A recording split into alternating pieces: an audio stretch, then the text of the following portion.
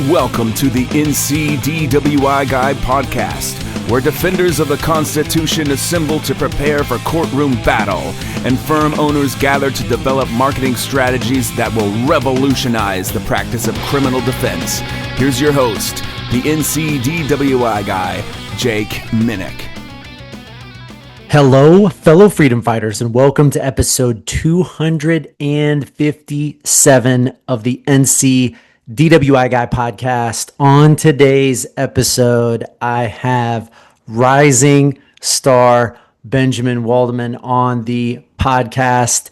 Benjamin works at King Law, and I saw him in court a few months back advocating hard for a client with the DA, multiple conversations with the DA, and that kind of sparked this conversation. Really impressed with his advocacy. I've known Benjamin now for about a year, and he is definitely somebody that has been sinking his teeth in, going full on into the DWI and misdemeanor criminal defense space. So really excited to have him share how to aggressively advocate for clients, as well as how to build your personal brand within a firm. So a lot of great ideas that we discuss on today's episode. Learned a lot from Benjamin, and I'm sure you're going to enjoy the conversation. Before I share that conversation with you, Benjamin will be joining us at next week's CLE, July 18th in Charlotte at Truist Field. It's going to be in their conference room, just gorgeous setup, amazing lineup of speakers that are going to be talking about sentencing and negotiation in criminal cases. Ron Shook, Thomas Ambrigi, Rob Heroy, Gordon Langer, Aaron Jones, Ryan Stowe, and Kristen Duar are all going to be talking about various aspects of how to really bring strategy and tactics into negotiation and sentencing. It's going to be an absolute blast and an amazing learning opportunity. It's 6 hours of CLE with 1 tech hour and 1 hour of ethics included. Lunches included, amazing atmosphere. Ticket to the July 18th Charlotte Knights game that evening as an additional networking opportunity is going to be included. Go to freedomfighters.law and check out the events page, and that is the top event on the events page because it's in chronological order. So hope to see Benjamin, and I hope to see you on July 18th at Truist Field in Charlotte. Enjoy the conversation. Benjamin, super excited to have you on the podcast. Connected about doing a show a couple of weeks back, and you delivered some great ideas for topics. So definitely have wanted to have you on the show for a while now, and I'm pumped that it's actually happened. Yeah, I'm really excited. This is a big listen for me, every day that I'm driving down from county to county. So I'm starstruck to be on the show. That's awesome. It's always good to hear that there is people listening. I know that sounds like kind of silly, but I would do the show if there were 0 listeners. I've said that in the past because it's such a great learning opportunity for me. And whether it's like prepping for a show, I did a podcast episode earlier this week that I had recorded kind of like haphazardly, and after I recorded I was like, that was not good. I got to go back and like have a better thought out. So I went back, like organized the material, I feel like a lot better, and it helped me kind of think through it better. So there's like that prep time is really powerful in terms of almost all the topics that we're going through, but then especially the guest episodes to me are my favorite because it's just like such great learning opportunity. So again, thanks for being on. I'm really excited to have you share. Definitely. Yeah. I get pumped up when I hear the intro music. I'm like, yeah, I'm a fellow freedom fighter. We can do this. That's awesome. Well, I think one of the just recent experiences, we were down in Polk County a couple of weeks ago, and there was a case that you had on. I don't know the specifics of it. Some sort of, I think, like larceny related charge, but you were advocating like really hard for your clients to get a little bit like of a better deal with the DA. It was like a multi co-defendant case. A lot of back and forth.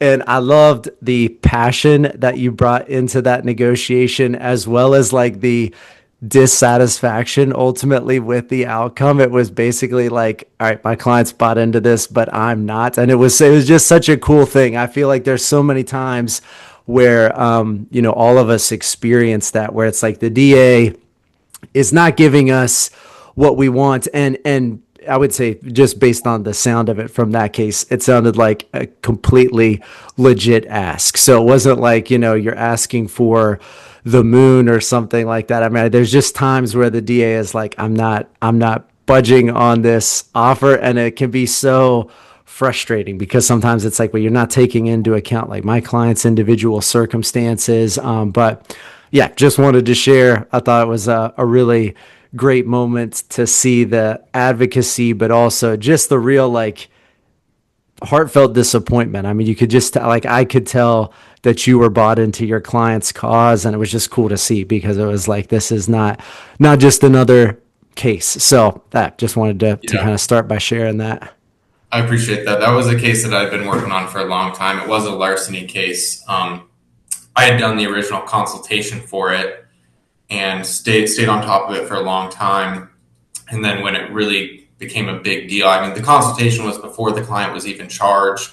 It was with him and his dad. I felt really connected with them. They seemed to like me.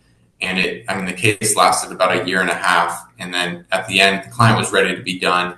The offer was decent. So I understand why they wanted to take it, but I wanted to keep pushing. And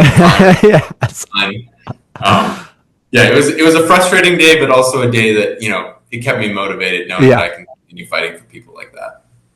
No, it was a great thing to witness. And I one of the things that you brought up as like a kind of topic of conversation was building client trust. And again, just from kind of seeing, I didn't even see you interact with that guy in the courtroom. Like I never saw the back and forth, but just from like the passion that was shown behind the scenes in the attorney room, like I am sure that there is like a lot of buy-in from the client if they're experiencing anywhere near that level of advocacy. So in terms of, just kind of building client trust, what is the approach on your end to kind of, or some of the strategies for kind of helping build up the relationship? Yeah, I think the biggest thing is, especially if you're the attorney that's doing the initial consultation, is if you can explain how court's going to work to them, because that's most of the time their biggest stressor is, yes, I don't want to have to go to court and sit there alone and not know what's happening. Court moves quick if you don't understand it through calendar call. You miss your name, you don't stand up and say that you're there. Next thing you know, order for arrest. So explaining that stuff, my go-to saying is, I understand you are stressed, but when you hire me, my job is to do the stressing for you. And it's easier said than done, but let me put that weight on my shoulders for you because you're literally paying me to do that. That's awesome. I love that line. But that's a great line. The job is stressful, and sometimes it sucks to have to take on that stress for other people, but it's also an honor and a privilege. And a lot of the times it's not as stressful for us because we know how the system works and we kind of can get a feel of what the outcome might be without giving any guarantees to the client, of course. Yeah, no, I think that's huge. I love the idea of explaining the process. I have gotten, I've definitely seen that work in action. I had a call with a client the other day about court this week, and basically kind of just went through, here's what the morning is going to look like. When you come into the courthouse, you're going to go through the metal detectors. The elevator is right on the other side of the glass window from the metal detectors. Take that up to the second floor, take a right, Courtroom is the first courtroom on your right. Just sit in the courtroom. When they call your name, stand up, say my name. They won't open the doors till 9. You'll be waiting outside. Like it was literally like a 3-minute conversation just about like how to get into the courthouse, how to get into the courtroom, and what to do when you're sitting there. And I feel like that was probably the most valuable information that I provided in the conversation. Sure. And then there's been times after a plea where, especially for some of our clients with a language barrier, we do like a fair amount of cases with Spanish speaking clients, just walking them from the courtroom over to the community service department, or if they've got to go to the clerk, this is not the situation anymore now with e-courts to get the limited driving privilege, but we used to like walk them over to the clerk's office to get a copy of the limited driving privilege with the seal on it. And, it's just one of those things where those little hand-holding items, again, it's like you could talk through that and just say, hey, here's where you go.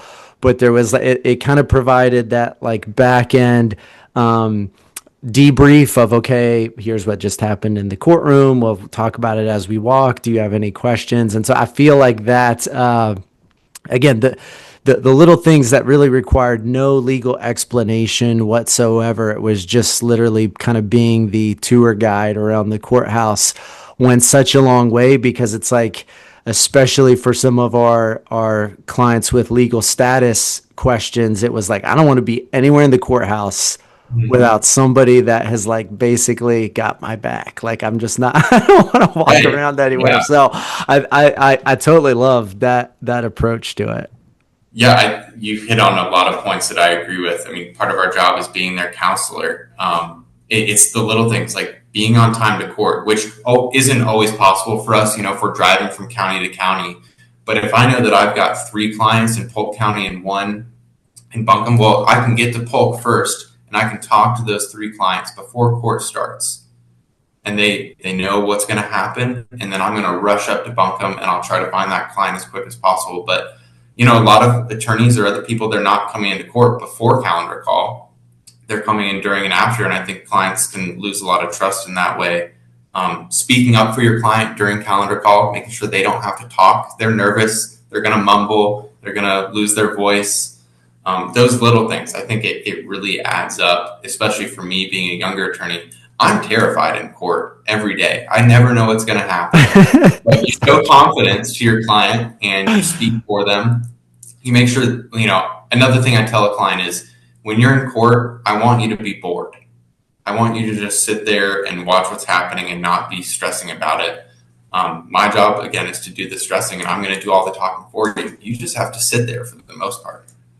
Yeah, that's awesome. Yeah, I think, from the first time that I walked into not the first time, but early on, like within the first month, 2 months of practicing, I walked into Henderson County Courthouse, and there was a now long retired Judge Fox that was sitting on the bench, like gray hair, gray beard, very funny guy, but at the time, like just looks imposing on the bench sometimes when he's not like cutting up. I mean, he was always joking around, but like this was totally new. I was like very much freaking out, and my client's name was called. I stood up and said, Jake Minnick, Buncombe County Bar. And Judge Fox said, "Are you entering a general appearance for your client, Mr. Minnick?" And I was like, I paused, and I was like, "Yes, I am, Your Honor." And Eric Johnson took me out afterwards, after counter call. He's like, "Do you understand what that question was about?" And I was like, "I have no idea what that means to enter a general appearance." but again, it was like, it was kind of like one of those moments where I was like, what am I supposed to say right now? So again, just thinking about that from the client's perspective of like, hey, can you come up and sign a waiver? That sounds bad. It's like, what am I waiving? Like, how, what does that mean? Like, I'm supposed to have an attorney here. You're at like this guy in a law enforcement suit is asking me to, sign my rights away. Like, no, I don't know what I'm doing. They're scared, they cross the bar and that's a whole new world for them. They're walking up to the clerk and they're signing something like you say. They don't actually know what it means. Like, but when we're there standing next to them, explaining it before they sign it, those little things, again, they really add up. Yeah, huge. I think it is such a powerful image to just like take that anxiety onto yourself and to kind of express it that way to the client. I really think that's the goal. And you can see that with clients that have been kind of appropriately onboarded, so to speak, after an initial consult, like the demeanor walking into the office versus walking out, there's a noticeable difference. I mean, if you're doing the consultation the right way. Yeah, and then moving down the case at King Law, we're really big about writing opinion letters for clients. So once I have all the facts, discovery, like in a DWI case, I'm going to draft a really thorough opinion letter so they understand the elements of their charges, what the state's likely to argue, how we can counter that, the next steps, and some of that even includes like, hey, don't be late to court. Just having that in writing, and they can read a 4-page, 10-page letter even sometimes to know here's our plan of action. And I've already talked to them about it on the phone or in person in the consultation, but then having that piece of paper to know, oh, my attorney's putting this in writing, they know what's happening.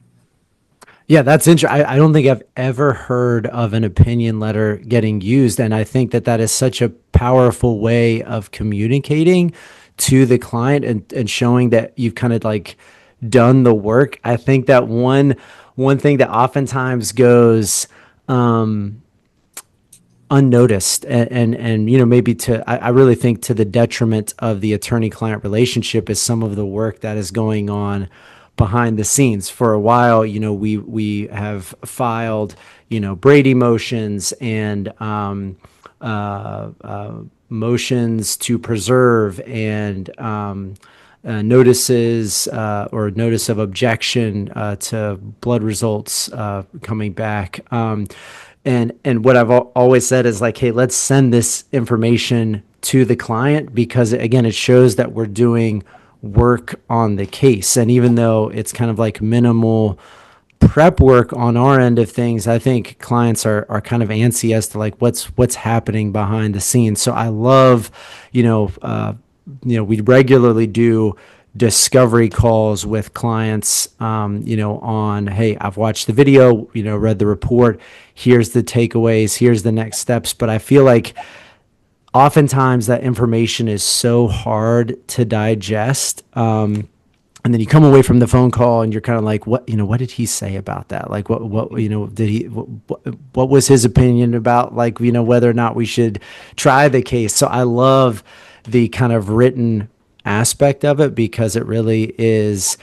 I think that I'm big on the like written plan with clients. It's just so helpful. So that's a really cool idea. Yeah, and sending, like you said, clients the file stamp version of your notice of appearance. Once you file that in eCourts, send to them, explain what it means. Hey, we're notifying the court that blank firm represents you now. Like we're behind you, and the court's aware of it. Yes. Those little things, I think it means a lot. I know if I was hiring an attorney, I would want to see what they're filing, not just so that I can read it, but that I can see the work's being done. Yeah, 100%. I think that's huge.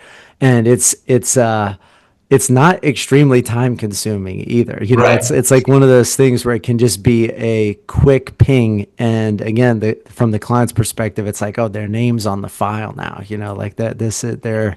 They're invested in the case. Like I'm covered. I've got a representative legally from the court's perspective. So yeah, I think all of that stuff makes a big difference. And it's one of those few times where we can have contact with the client without giving them bad news. Yes, that's so true. Like, that's a great. I call a client and they're like, "Oh man, Benjamin's calling. This isn't good." Yeah. As a defense attorney, it's not usually good news when we call. But when it's just, hey, we're on top of this. Here's a full opinion of your case. I have a plan of action. Here's what I need from you. Yeah, I love that. Yeah, I think in terms of kind of the kind of working within a firm, obviously King Law is one of the like biggest criminal defense firms that I'm aware of in the state in terms of just not maybe criminal defense specifically, but firms as a whole that are also handling criminal defense, and operating obviously with a lot of support, seemingly. But how do you kind of build a personal brand working within a law firm? What does that look like on your end? It's taken me a while to learn. I'm very appreciative of the fact that I have so much support around me. I have to, first of all, shout out one of my attorneys here, Thomas Robertson. He took me under his wing, whether it was willingly or not, and mentored me pretty much my whole first year. And he was tough on me. He'd throw me in the fire. He'd let me make mistakes. But he deserves a lot of credit for where I am now.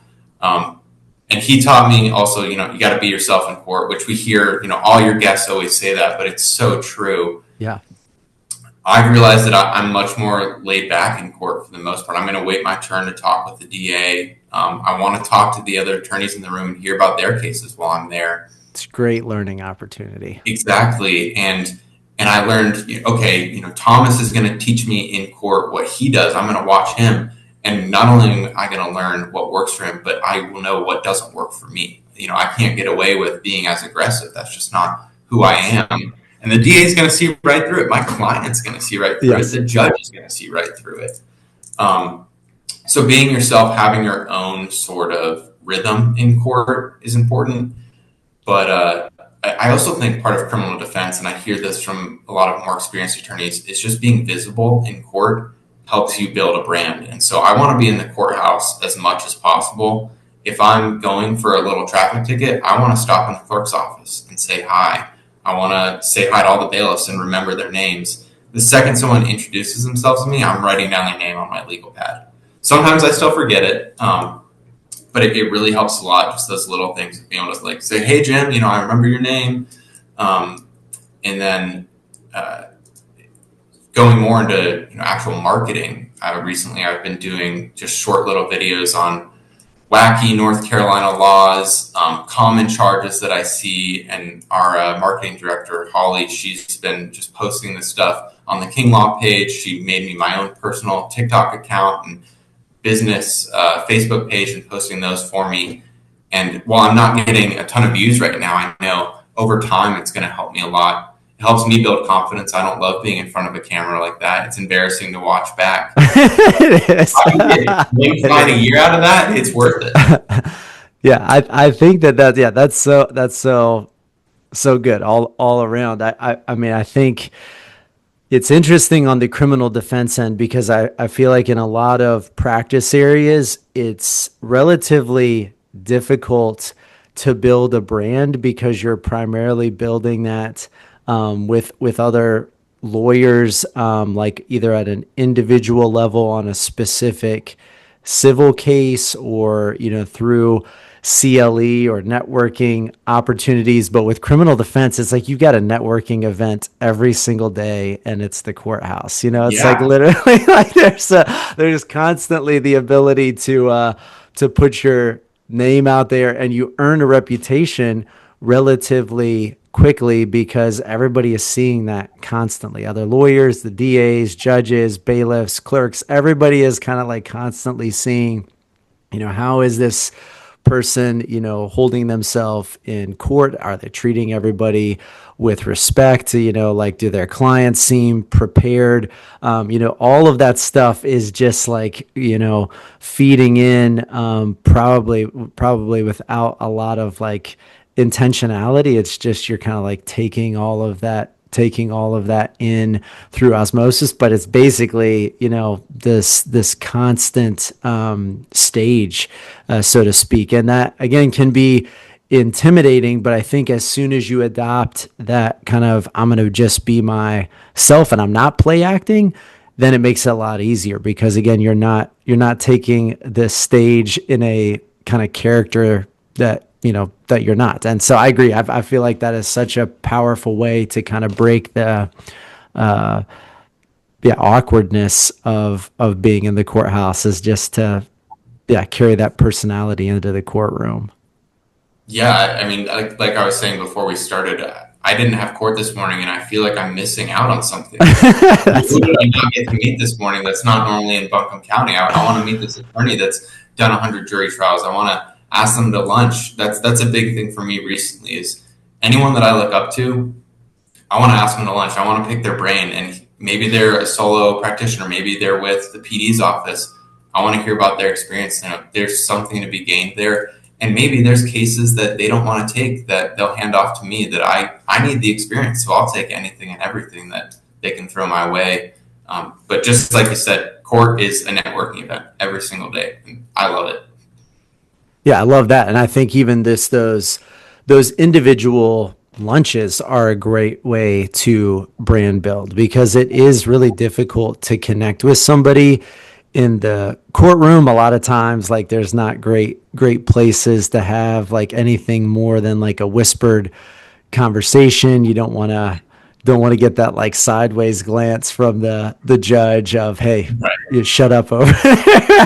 It's just like I've definitely got that sideways glance more than a few times, and it's always like, all right, we gotta calm down over here. I tend to get a little bit loud in those what should be whispered conversations. So it's definitely like a great opportunity to really dive deep into certain legal topics, marketing issues, but then also just connecting on a personal level is such a huge part of that brand building. And so again, like the more that somebody knows who you are and what you're about, the more likely they are to send work your way. So I think that's a great plug.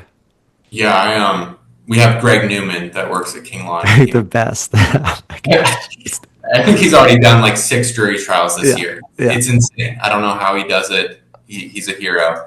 But he comes into the actual office every so often and asks me if I want to get lunch. I'm like, why are you even asking? Of course I want to get lunch. Yeah, that is a lunch. Even if there was like nothing to be gained knowledge wise, it's going to be unbelievably entertaining. Like, I mean, Exactly. The stories that Greg tells are just the best. So I mean, there's definitely no downside to lunch with Greg. So Yeah, but I highly suggest, especially for younger attorneys, just ask the people that you look up to get lunch. I got lunch the other week with Thomas Amber.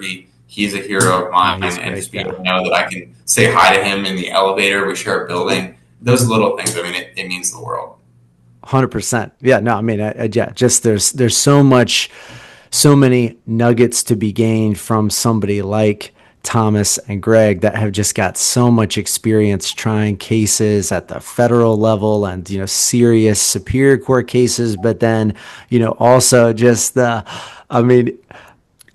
I love about Greg is he's just ready to try anything at any moment. I probably like 3 years back now, I saw him try, it was some sort of like misdemeanor assault case or communicating threats, and his like the way that he asked the questions in the courtroom were so nice as he was like tearing the witness to shreds. It was just like the most unbelievable thing to watch, because I've seen him in front of a jury, and I mean, I think he's always adjusting his strategy based on the audience. Like, he's very intuitive about what's going on in the courtroom. But yeah, he was a master. Like, I mean, this and Thomas has got like this incredible knack for feeling out like a strategy for moving forward with a case. And I would say on my end, I've like been particularly impressed with his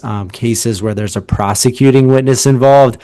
I had a chance to see him negotiating some of these like PW cases in courtroom 4. I can't remember what the courtroom is that they do like the domestic violence cases out of. But just like masterfully, like kind of using time and the discovery and conversations with just so many little things that's like, gosh, it's just like there's such a next level to some of this stuff. And again, to some extent, it's like, that's why I'm not doing many PW cases. Yes, I'm not doing it that way. So, it's just so cool to take those nuggets away. And it's also wild because you've got people that are like more than willing to share with you. It always feels like somebody's gonna be like, no, I don't want to go grab lunch. And I don't think I've ever had anybody like turn me down.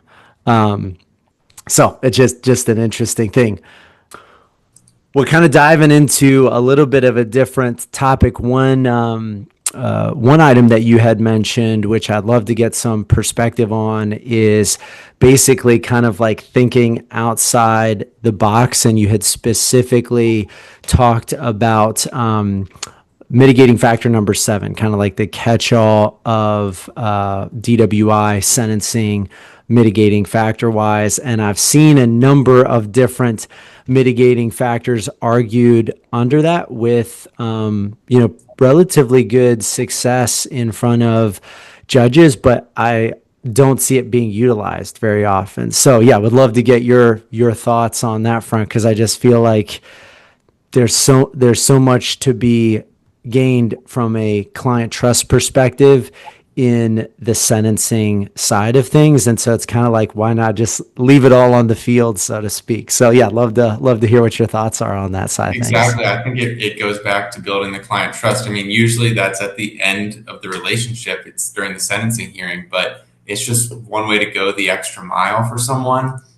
Again, they're really stressed out in court. They're up there shaking when they're standing next to you. Usually they don't know what's going to happen. All they're hearing is 30 days in jail. They don't hear the suspended for unsupervised probation. That's straight in and out for them. So yeah, just real quick, that's actually another thing that sometimes I would say oftentimes I forget to put on the radar. But in terms of like prepping the client, as you were talking about earlier in the conversation, another great way to ease that anxiety, because there have been a number of times where I have remembered to tell the client, the first thing you're going to hear the judge say is 30 days in jail. Don't panic. It's going to be okay. He's going to say, that sentence is suspended, but it's going to be literally the first words out of his mouth. So good reminder on my end, because it's definitely one of those things that you can forget to do when you're kind of like not constantly thinking about it. So yeah, good reminder on that front. I think my first felony plea for probation that was said, and I panicked. Yeah. He was getting probation. The judge, we need to talk about the agreement, because this is not what he discussed. But yeah, going back to DWIs and factor number 7, I talk about this a lot with the defense team here at King Law. But what are our chances in front of this specific judge to argue this specific factor? The common ones for me are, if the client does community service before their plea, I'm going to point that out 8 different times during the sentencing hearing. I'm just going to keep reminding the judge they got it done. If they admitted fault, if I watch the body cam footage and right away they admit, I was drinking, shouldn't have been driving, I'm going to argue that. Sometimes all you have is, Your Honor, their mother loves them.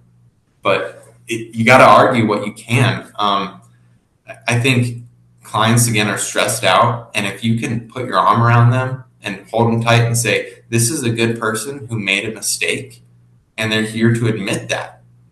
Yes. And I'm their mouthpiece today, but they're the one admitting guilt here, and they feel bad about it, and they're just trying to move past it. If they've got a great career and this can hold them back, explain that to the judge and let the judge see them as a human. I know, we've talked before, you've talked before with guests on the show about it's hard to humanize your client to a DA sometimes, because they just see, how can I get a conviction here? And they're doing a great job.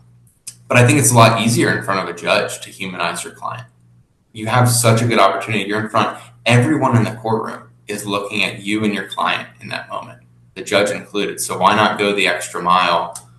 I think one of the really career-changing moments for me, as early on as I am, was in Rutherford County. I had an appointed client who was in custody at the time. And I had just recently gotten the email that I was appointed, and I went in to the courtroom. I think I was just getting a limited privilege signed that day, and the judge let me know that this specific client was having a really tough time in jail, and someone needed to go see him because he was causing some trouble with the sheriff's office. So I go down and see him, and I couldn't even have him be brought down to the attorney booth. I had to go to his cell and talk to him through the door. And just, he's having a terrible time coming down from drugs, clearly in a terrible situation, probably been homeless for a long time. Taking that hour to talk to him, as hard as it was emotionally to see how much of a struggle he was going through, seeing him improve throughout the weeks leading up to his court date. And then when we finally came to an agreement and it was open sentencing, I wasn't sure what was going to happen, but I took a moment and I thought about it and I said, this is an opportunity to go an extra mile. And I put my arm around him literally and held him tight. And I said, Your Honor, this is a good man who's made many mistakes in his life, but he's here to admit that. He wants to right his wrongs. He had a lot of other things going on that I could argue for. He ended up getting probation, and then a few weeks later, I get a call from the rehab center.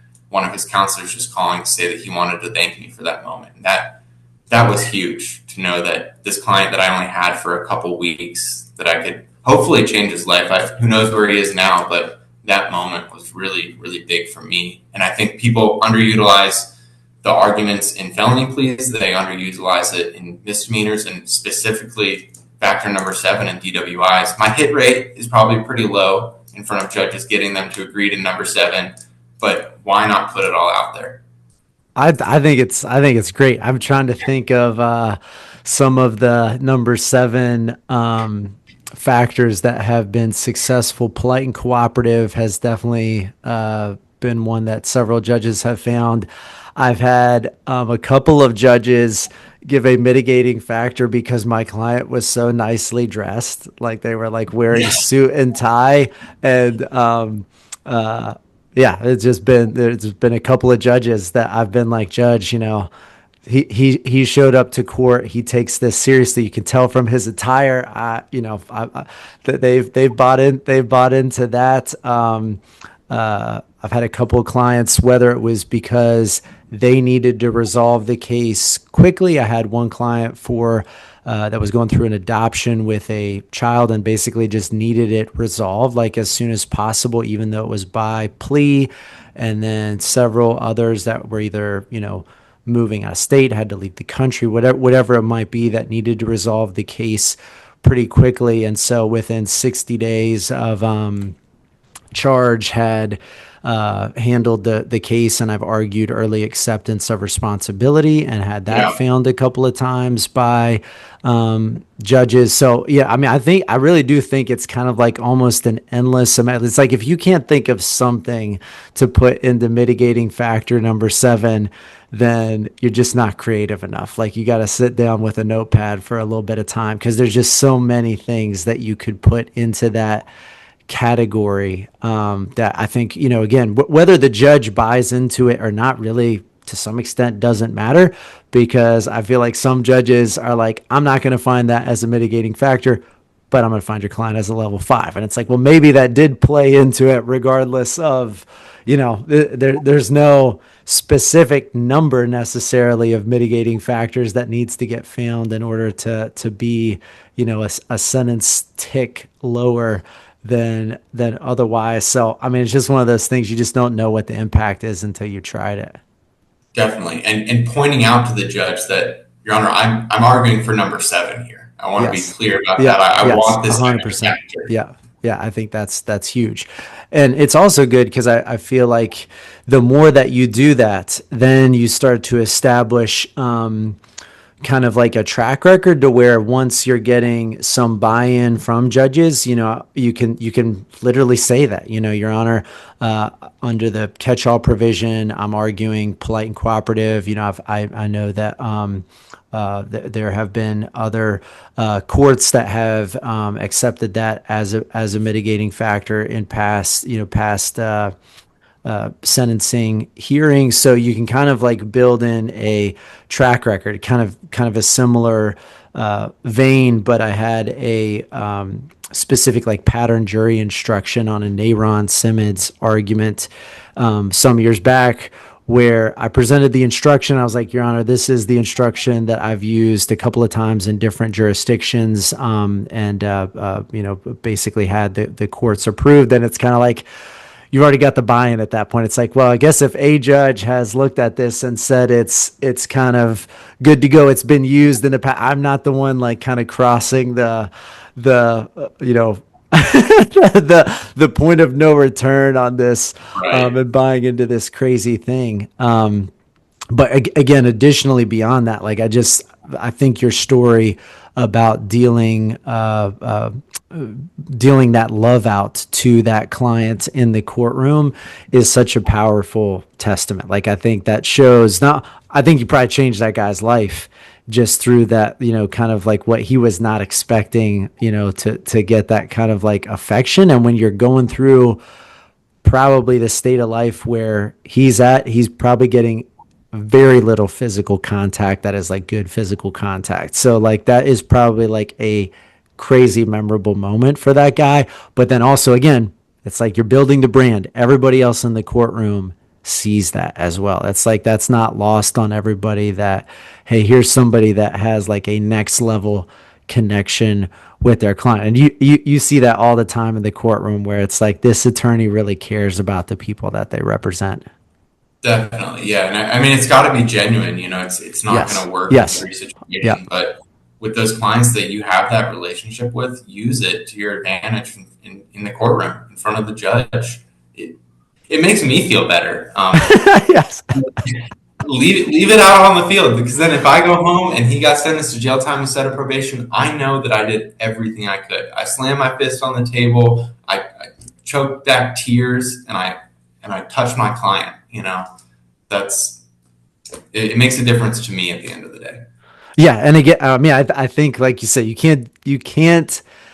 can't be anything but genuine. And I think that's what like hit so hard for me a couple of weeks back when we were in the attorney room and you're talking with the DA, because it wasn't like this play acting. It's like like your client's not watching this. Like, you don't have to go to bat for him back here, but it was like very, very, raw in terms of like the presentation of things. And so, I mean, it was very cool to see that, because it's like, yeah, that, Benjamin definitely feels this feeling. This is not just like a request for a reduction. Like, there's a specific bent that is kind of going into this request. And so I think that's, yeah, you can't fake it.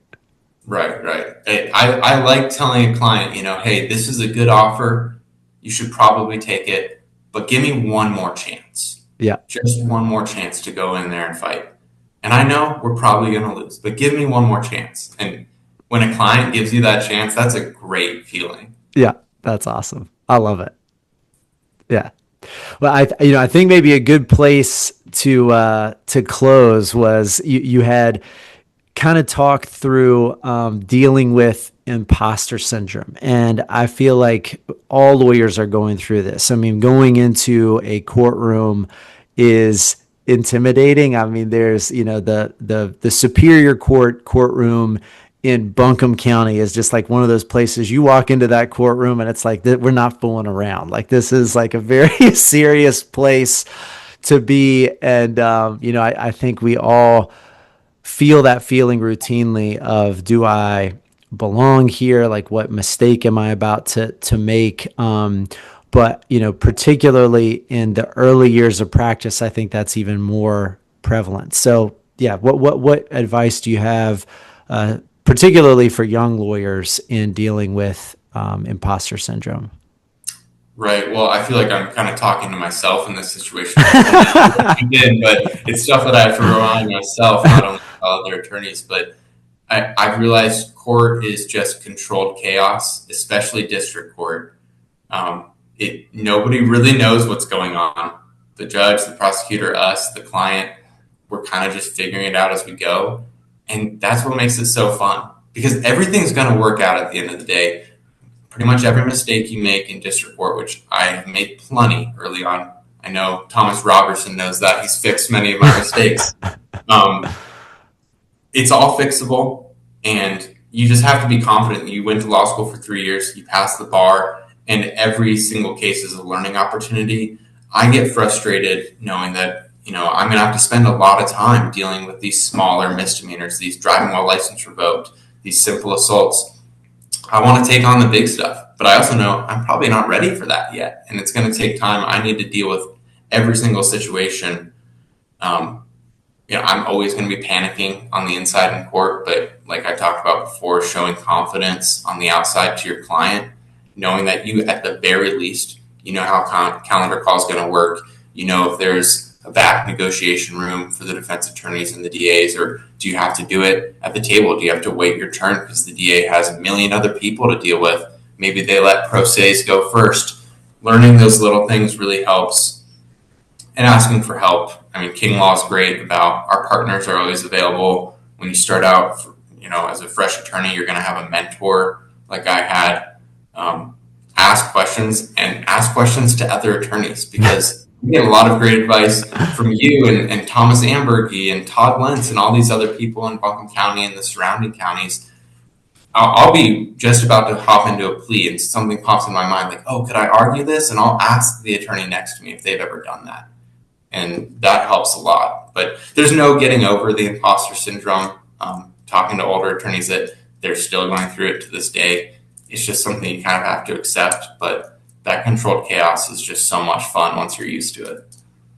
Oh, that's such good advice. And I think, kind of the takeaway for me from that is basically be humble. I think if you can approach a case, approach the courtroom with humility, and whether you're 1 year into practice or 15 years into practice, there's always something to be learned. And if you kind of go in it with that mindset of like, I'm about to learn a lot, even if it's through mistakes, versus I'm about to make a mistake, or I could make a mistake and I'm like panicked about it. I think that's really the imposter syndrome is present, because it's like, I feel like I should know everything. And the reality is not actually, you definitely shouldn't. Like, until you've been asked, are you making a general appearance, and you've never heard that before, you don't realize like this is not as big a deal as it felt like in my brain. I was like, so I don't know what that means, but it sounds like a big commitment. I was scared to ask for a case to be held open. My first day, I just been sworn in. Yeah. I got pulled into court, and all I had to do was ask for a case to be held open, and it was terrifying. Yeah, no, it is.